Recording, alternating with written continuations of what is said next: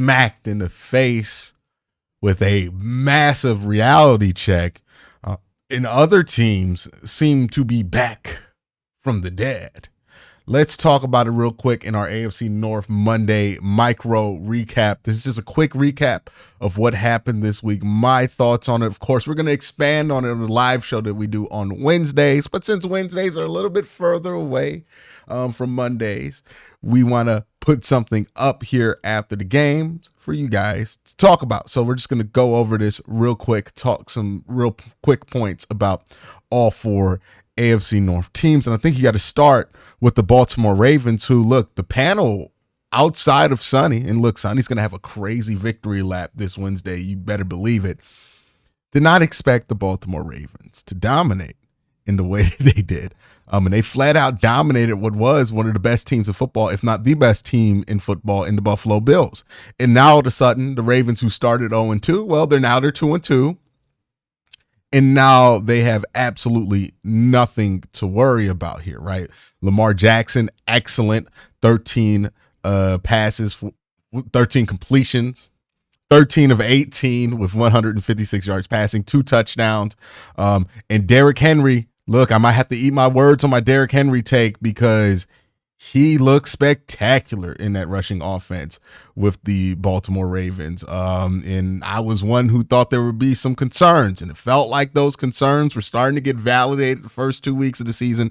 These last 2 weeks of the season have made me look like an idiot on that front because Derrick Henry, 24 carries, 199 yards. Derrick Henry ain't put up these numbers in Tennessee. We got to talk about it. It's crazy. It's crazy. It's crazy. 1 touchdown, 24 carries. Lamar Jackson, 6 carries, 54 yards. It looks like Lamar might not be the leading rusher this year for the Baltimore Ravens. And then they really just heavily utilize their running backs in the receiving game as well, getting 88 yards out of 9 receptions from both of those guys and 2 touchdowns out of Justice Hill and Derrick Henry. They're figuring it out there in Baltimore, and I think they might have figured it out.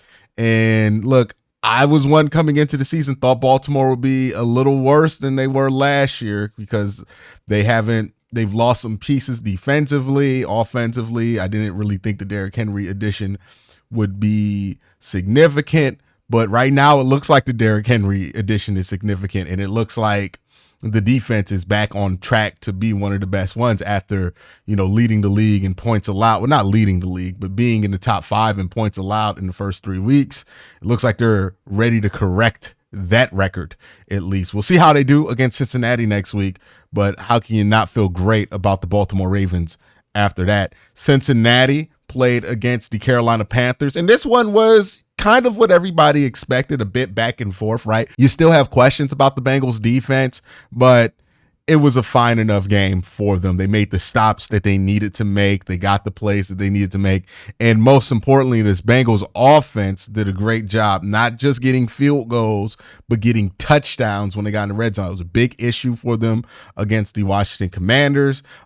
They solved that problem this week versus the Carolina Panthers. They really did a great job of finishing these drives. 2 touchdowns for the running back, 2 touchdowns for your quarterback, only 1 interception. Now, the Bengals still had issues stopping the run. They gave up 5 yards to carry to any running back who carried the ball. Chuba Hubbard, 18 carries, 104 yards. Same thing with Miles Sanders, 6 carries, 32 yards, 5.3 yards per carry. But the Bengals were able to respond with a pretty strong run game. We've made the joke about how the Bengals don't run the ball. 30 carries between their 2 running backs, and they were able to get 141 yards out of 31 carries out of their backs for 4.5 a carry and 2 touchdowns. Pretty strong day for Cincinnati. So definitely a team headed in the right direction. If you want to talk about a team not headed in the right direction, it's the Cleveland Browns, who at this point are in the argument for one of the most disappointing teams in all of football. Look, this Browns team is like a whack-a-mole of problems. 1 week it's the defense, 1 week it's the quarterback, 1 week it's the offensive line. Like, you just pick a problem, whack-a-mole, whack-a-mole, whack-a-mole. Sometimes it goes drive to drive.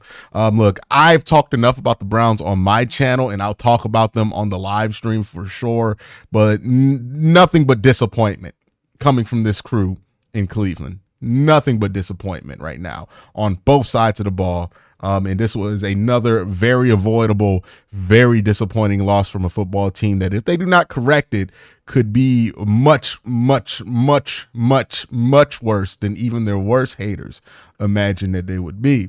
So that's where the Browns are. It's not pretty. Let's talk about Pittsburgh, who dropped the game to Indy.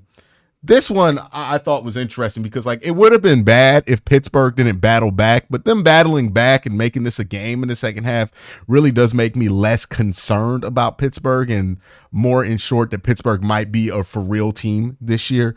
That's the big question with Pittsburgh. Like, what are they? They've played some good competition, but how long is Justin Fields going to play like this? What's Justin Fields' baseline? I think he kind of figured out, but he still had a decent enough game here.